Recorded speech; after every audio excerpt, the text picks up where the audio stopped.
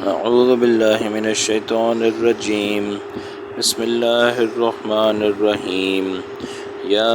ایہا الذین آمنوا لا تحرموا طیبات ما احل اللہ لکم ولا تعتدوا ان اللہ لا يحب المعتدین وکلوا مما رزقکم اللہ حلالا طیبا واتقوا اللہ الذی انتم بہ مؤمنون۔ سورہ مائدہ آیت 88 ترجمہ ہے، اے ایمان والو، مت حرام ٹھہراؤ پاکیزہ چیزوں کو جو حلال کی ہیں اللہ نے تمہارے لیے، اور تم لوگ حد سے تجاوز نہ کرو، بے شک اللہ تعالیٰ محبت نہیں کرتا حد سے تجاوز کرنے والوں سے، اور کھاؤ اس میں سے جو رزق دیا تم کو اللہ تعالیٰ نے، حلال رزق اور پاکیزہ رزق، اور اللہ سے ڈرو، وہی اللہ جس پر تم ایمان رکھتے ہو۔ اس آیت میں اللہ تعالیٰ شانہ نے حلال اور حرام کھانوں کی کچھ حدود کا بیان فرمایا ہے۔ اسلام کا مزاج یہ ہے کہ وہ ہر چیز کا معتدل استعمال بتاتا ہے، یعنی جس میں نہ زیادتی ہو، نہ بہت کمی ہو، نہ افراط ہو، نہ تفریط ہو۔ تو معتدل بات جو ہوتی ہے وہ عام طور پر اسلام اسی بات کو حکم کے طور پہ پیش کرتا ہے۔ یہاں پر اللہ تعالیٰ فرما رہے ہیں کہ جو چیزیں آپ کے لیے ہم نے حلال کی ہیں، یعنی کھانے کے لیے جو چیزیں حلال کی ہیں، آپ اس کو اپنی طرف سے حرام نہ ٹھہراؤ۔ اب اس میں 3 قسم کے معاملات پیش آ سکتے ہیں۔ پہلا معاملہ یہ ہے کہ انسان یہ کہے کہ حلال چیز کے بارے میں کہ بھئی میں اس کو حلال نہیں مانتا، میرے نزدیک تو یہ چیز حرام ہے۔ دوسرا معاملہ یہ ہے کہ وہ قسم اٹھا لے کہ فلاں چیز اگرچہ حلال ہے لیکن میں اب اس کو کبھی بھی نہیں کھاؤں گا۔ مثلا میں کبھی کیلا نہیں کھاؤں گا، میں کبھی فلاں سالن نہیں کھاؤں گا، میں کبھی اس مخصوص قسم کے چاول نہیں کھاؤں گا۔ تو اس پہ انسان قسم اٹھا لے اور اس قسم پر عمل کرنا شروع کر دے۔ اور تیسری چیز یہ ہے کہ نہ اس کو حرام سمجھے، نہ قسم اٹھائے، بلکہ بس طبیعتاً کسی چیز کا کھانا جو ہے وہ چھوڑ دے جو کہ اس کے لیے حلال ہے۔ تو ان تینوں اقسام میں جو پہلی بات یہ ہے کہ ایک چیز حلال ہے لیکن انسان اس کے بارے میں یہ کہے کہ میں تو اس کو حلال نہیں مانتا، یہ تو حرام ہے، اور اس کے اپنی طرف سے جھوٹی دلیلیں بھی پیش کرے، تو یہ شخص جو ہے اس نے اسلام کے دائرے سے خارج ہو گیا اور اس نے کفر اختیار کیا، کیونکہ جو چیز اللہ تعالیٰ نے حلال کی ہے براہ راست اس سے ٹکر کے اور اس نے اپنا فیصلہ سنایا ہے، تو یہ شیطان کے معاملے کی مانند ہے جو اس نے آدم علیہ السلام کے پیدائش میں اللہ تعالیٰ کے دربار میں کیا تھا کہ شیطان نے سجدہ کرنے سے انکار کیا۔ وہ اللہ کے حکم کا براہ راست انکار تھا کہ بھئی میں آپ کے جو سجدے کا حکم ہے اس کو نہیں مانتا، تو اللہ تعالیٰ نے قرآن مجید میں ہی اس کو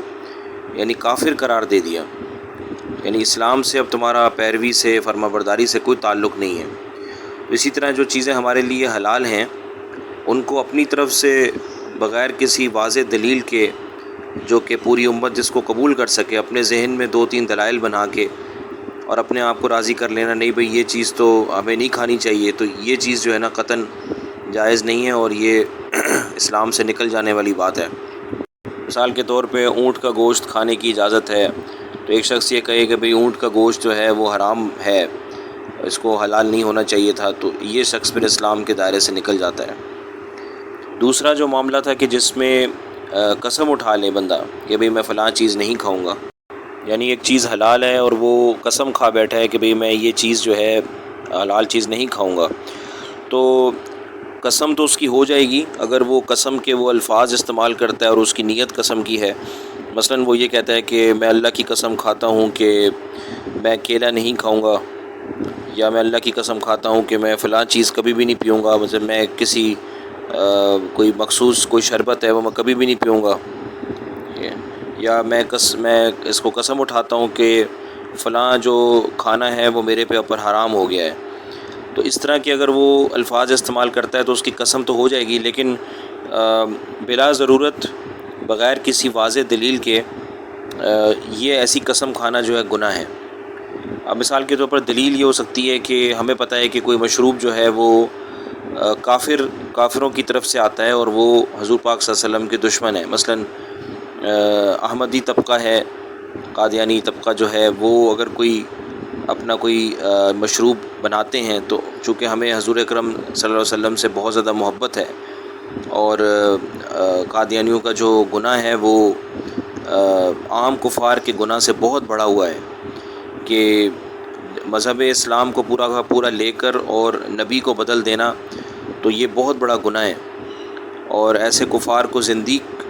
جو ہے کہا جاتا ہے، یعنی بدترین کفار ان کو کہا جاتا ہے۔ تو ایسے لوگوں کے مشروب نہ پینے پہ قسم اٹھا لینا یہ تو جائز ہے، اس میں بھی جو ہے وہ انسان قسم اٹھا سکتا ہے، لیکن قسم اس طرح سے اٹھانے سے عام طور پہ جو ہے وہ بلا ضرورت قسم اٹھانے سے جو ہے وہ گناہ ہو جاتا ہے۔ تو اس لیے اسلام نے منع فرمایا ہے کہ بلا ضرورت جو ہے وہ قسم نہ اٹھائی جائے، یعنی چھوٹے چھوٹے باتوں کے اوپر قسم اٹھا لینا یہ اسلام نے اس چیز سے منع کیا ہے، اور اس سے گناہ بھی ہوتا ہے۔ تو اس طرح کی بلا ضرورت اگر قسم اٹھائے گا، یعنی کہ ویسے ہی کہ غصے میں آ کے قسم اٹھا لی، تو اس کو قسم جو ہے وہ لازمی ہے کہ وہ قسم توڑے، اور قسم توڑنے کا جو کفارہ ہے وہ ادا کرے۔ اور تیسرا جو معاملہ ہے وہ یہ ہے کہ نہ وہ قسم اٹھائے، نہ وہ اس کو حرام سمجھے، بلکہ جو حلال چیز ہے بس اس کو کسی وجہ سے استعمال کرنا اس کو چھوڑ دے۔ تو اس کی بھی 2-3 وجوہات ہو سکتی ہیں۔ تو اگر وہ یہ سمجھتا ہے کہ یہ حلال چیز کو میں اگر کھانا چھوڑ دوں گا تو یہ میرے لیے ثواب ہے، تو یہ بدعت میں شامل ہو جائے گا، اور یہ رہبانیت کی مثال ہو جائے گی، اور یہ دونوں چیزیں جو ہے نا بہت بڑا گناہ ہے، یعنی رہبانیت اختیار کرنا، بدعت کرنا، یہ بہت بڑا گناہ ہے، تو اس سے بچنا چاہیے۔ ہاں، یہ جائز امر صرف یہ ہے کہ اگر طبیعت کا تقاضا ہے، مثلاً طبیب نے، ڈاکٹر نے منع کر دیا ہے کہ فلاں چیز نہیں کھانی، یا مثلاً کوئی بندہ میٹھا کھانا چھوڑ دیتا ہے کہ بھئی ممکن ہے کہ مجھے شوگر ہو جائے تو میں احتیاط کر رہا ہوں، یا بہت زیادہ گوشت کھانا چھوڑ دیتا ہے کہ بھئی مجھے کولیسٹرول ہو جائے گا، تو اس کو شک ہے کہ بھئی میں عنقریب بیمار ہو سکتا ہوں، تو پھر اس طرح کی چیزوں سے اجتناب کرنا یہ ضروری ہے، کیونکہ پرہیز کرنا تو سنت میں شامل ہے۔ تو پرہیز کے لیے، چاہے وہ روحانی پرہیز ہو چاہے وہ جسمانی پرہیز ہو، اس کے لیے مخصوص حلال چیزوں کا کھانا چھوڑ دینا اس کی بالکل اجازت ہے، اور اس پر جو ہے کوئی گناہ نہیں ہے۔ اور پھر آخر میں اللہ تعالیٰ یہ فرما رہے ہیں کہ وَلَا تَعْتَدُوا إِنَّ اللَّهَ لَا يُحِبُّ الْمُعْتَدِينَ، کہ حد سے تجاوز نہ کرو، یعنی کسی بھی دینی معاملے میں اپنی رائے قائم کرنا، اور جو اللہ تعالیٰ کی اور آپ صلی اللہ علیہ وسلم کی، صحابہ کے اجماع کی، اور ان کے بعد جتنے بھی علماء اکرام آئے ہیں ہر زمانے میں، جن لوگوں کا اتفاق رہا ہے کسی دینی مسئلے پر، اس سے ہٹ کے اپنی کوئی نئی سوچ پیدا کر لینا، اور اس میں اپنے دلائل پیش کرنا جس پہ پوری دنیا کے علماء آپ کے ساتھ متفق نہیں ہیں، اجماع میں شامل نہیں ہیں، اپنا ذہن لگا کے نئی نئی چیزیں بیچ میں لانا اور افراط اور تفرید کرنا، یہ اسلام کا مزاج نہیں ہے، اور یہ انسان کو جو ہے گناہ اور کفر کی طرف لے کے جانے والی چیز ہے۔ تو اللہ تعالیٰ ایک حساب سے ڈرا بھی رہے ہیں کہ بھئی اللہ تعالیٰ جو ہیں وہ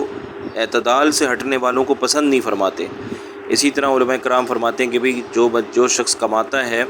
تو اپنی جو اس کے پاس پیسے ہیں اس کو بھی اعتدال سے خرچ کرے، یعنی اعتدال کا مطلب یہ ہے کہ بھئی ہر آدمی کو اس کا حصہ دے، اور کسی بھی چیز میں فضول خرچی نہ کرے، حتیٰ کہ دوسروں پر اگر صدقہ وغیرہ بھی کرنا ہے اور دوسری چیز کرنی ہے، مطلب اتنے پیسے نہ کر دے کہ بعد میں اس کو اپنی پریشانی ہو،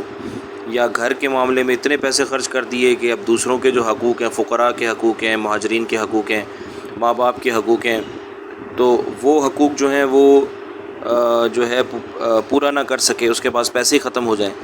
تو ہر معاملے میں اعتدال کو قائم کریں۔ اور پھر اللہ تعالیٰ آخر میں فرمائے وَاتَّقُوا اللَّهَ الَّذِي أَنْتُمْ بِهِ مُؤْمِنُونَ، کہ بھئی اللہ سے ڈرو، کہ جس چیز کو اللہ تعالیٰ نے تمہارے لیے حلال کیا ہے آپ کیوں اس کو حرام کرتے ہو، حالانکہ نہ تمہارے پاس علم ہے، نہ تمہارے پاس وہ حکمت ہے جس کے تحت اللہ تعالیٰ حکم جاری فرماتے ہیں، اور اللہ تعالیٰ جو بھی حکم فرماتے ہیں وہ تمہاری بہتری کے لیے فرماتے ہیں، تو تم اپنی عقل استعمال کر کے جو کہ ناقص ہے اللہ کے مقابلے میں، تو تم اللہ کے حکم میں کیوں رد و بدل تبدیلیاں کرتے ہو؟ تو اللہ تعالیٰ سے ڈرو، یعنی اللہ کے عذاب سے ڈرو، کیونکہ تم اللہ پر ایمان تو رکھتے ہو، یعنی تم مسلمان تو ہو چکے ہو، پھر بھی تم ایسی باتیں کر رہے ہو، تو اس کی جو ہے اجازت نہیں ہے۔ اللہ تعالیٰ ہمیں عمل کرنے کی توفیق عطا فرمائے۔